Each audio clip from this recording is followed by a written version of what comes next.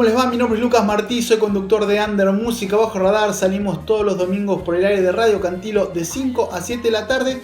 Y hoy estoy presentándome en www.radiocantilo.com, esta hermosa web que tiene la radio, para contarles sobre la segunda parte de nuestro artista del mes, Trevor Sensor. Seguimos hablando sobre música, seguimos hablando sobre lo que hace. No los molesto más, los dejo con él.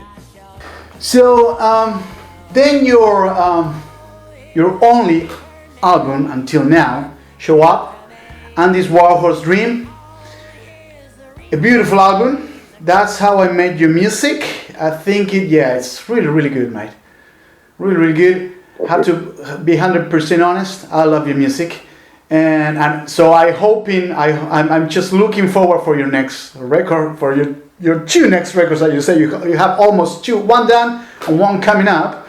And I think the first song I listened, it was when Sammy spoke to Marta, is the name of it? Yeah, when Sammy spoke to Marta. Yeah. When Sammy spoke to Marta, yeah. I think that's one of the songs where your particular voice, if we can call it that way, I think you've been asked about it many times, takes the song completely. You know, the way you start with that harshing but encouraging, kind of an embracing voice at the same time. So I think it's a beautiful record, a beautiful song. But tell me a little bit about the record and what is this about, and why the name? Why the name of the record and of course the song? Well, it's so many years ago now. It's hard to recall everything. I think that at the time, I had a lot of different things going on in life that were affecting me in different ways. I was traveling a lot, so I was hanging out in Europe a really great deal. I had now successfully seen most of my own country through traveling through it. I'd met a lot of people. I'd had a lot of late nights and stuff, and I had a lot of just difficulties with who I was working with at the time, and kind of this whirlwind of, going from a Midwestern college kid to getting played on the BBC so many times, and dealing with all these record labels, and then all the things that encompass that. And I think that, what came out was just a lot of raw emotion about all of that. And I kind of wanted it, I wanted it to hang together in some way, just because it seemed I felt very schizophrenic at the time. I felt like I was very torn all over the place, and that record to me comes off as very schizophrenic. And I think, I'm a huge, I love painting a lot, and I love painters a lot. I love their biographies. I'd spent a lot of, since I was like 16 or 17, just looking at Andy Warhol's work and reading about him and watching biographies and stuff. And I liked his ideas about fame, and I thought about the world I'm living in and kind of how it just seems to be getting worse in a lot of ways, with just idolatry and how we view people and each other and what people are desirous of, and everybody kind of wants attention all the time from other people, and people want to be in front of a camera as much as possible and to show people what they're doing with their life, to kind of give credibility or meaning to their existence or whatever. And so I just kind of to me, I ended up calling it that just for the sake of being somebody kind of trapped in the chaos of my time and feeling very blown apart as a person. And I think that was just the best way I could describe it. Is more or less, it wasn't really a dream I was living in. It just kind of, everything had turned into a nightmare by then. And I was living in a nightmare that kind of just got worse and worse. And only recently do I feel like I've maybe crawled out of that. I'm not really sure. But that's kind of why I wanted to do that, or why I called it that. I just kind of needed to express myself in a way that could encompass all of these different feelings I was having, because I just couldn't really think of a name that properly expressed, again, just how like blown apart I felt. You know, I just felt like I was spread out and torn apart all over the place. I've been beaten into the mat, so to speak.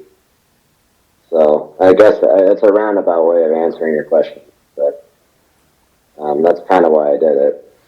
Good, perfect. So remember, people, if you look down here and during the whole interview, you're gonna see Trevor's social media and also Trevor's access to Spotify music and Bandcamp. Remember, you can buy his music there. So do it, please. Great artist. You're gonna enjoy it, believe me. Trevor, you've been touring in Europe with 4 bands. Am I right? I toured with 4 bands in America. Actually. In America. Okay. I think. Yeah, I did 6 weeks with him like 4 years ago or something like that. Okay. But I saw some videos of you touring in Europe. Am I right? It was just you and your guitar. You were in a bar in Dublin? Yep. I did that multiple times. So there's between 2015 and 2017, there's like 3 years there or so where I was in Europe all the time, just touring around with a guitar, you know, playing little clubs like that, doing that stuff. Okay, and it was personal travel, or was it like a professional musician travel? It was professional musician travel. I was, you know, I had my agents over there and all the good stuff. It was all pro. Played a lot of festivals, and you know, I think it was worth going over there. I think that's where, you know, from what I'm told, most people listen to my music is over in Europe, not really in the States. So I always had better shows, you know, in Europe. I could go to London and play to a lot of people, and then come back to the States, and it'd be a different story. But you know, they're just different. They're different cultures, different demographics, and everything. I wish I could be in Europe. I would much prefer to be there than in the States, but it's just kind of the way it goes right now, you know. Okay, and do you have an idea why? I mean, I think you have more the profile of an American singer-songwriter. That's my point of view, of course. And I think your music fits better in America than if I have to choose. I mean, you not saying that your music is restricted to a particular public or whatever, but I think you carry more the American kind of a songwriter profile. Why do you think it hooked up better in Europe? Any idea of that? Oh, I would say it's hard to know why. I mean, I would say maybe because it's more lyric driven. I don't know. I don't really. That's my best bet, because I don't really see Americans listening to music for the sake of lyrics. You know, Americans want a good beat, or they want something that they can sing along to easily, or something. Americans, I think Americans have almost like turned their back kind of on the roots of their own culture in different ways. And maybe because they don't want to look at the ugliness of some of that, and that you know, that's their choice, I guess. But I think the impressions of Europeans I get when I talk to them is, I think there's a fascination with the roots of American culture, and because what I do is American music, and I talk about American life and stuff as, you know, it actually is, rather than like the media perception of it. And I think what they enjoy from it, maybe, I don't know, is just something about just kind of a really gritty, sort of like Norman Rockwell everydayness of it that's also stricken with a sense of violence. Just because I think America is a very violent country, and it doesn't really want to face up to its own violence, or it's numb to its violence. And because I don't think it wants to look its ugly parts in the face, I think it chooses music that it really doesn't make them think a whole lot about their own problems or anything. I think a lot of Americans basically want something of a, kind of a Brave New World situation where they just kind of want to be doped out and not have to think about, the ills of their own lives, and not even just a socially thing, but just in their own lives. There's so many different pockets of problems, and I also just think that Americans don't want to accept kind of the moral grays of the world, where it's, bad people do good things, good people do bad things, life is complicated.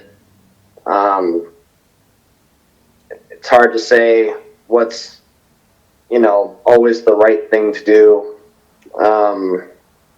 and that people are just generally imperfect, and life is a really, difficult thing.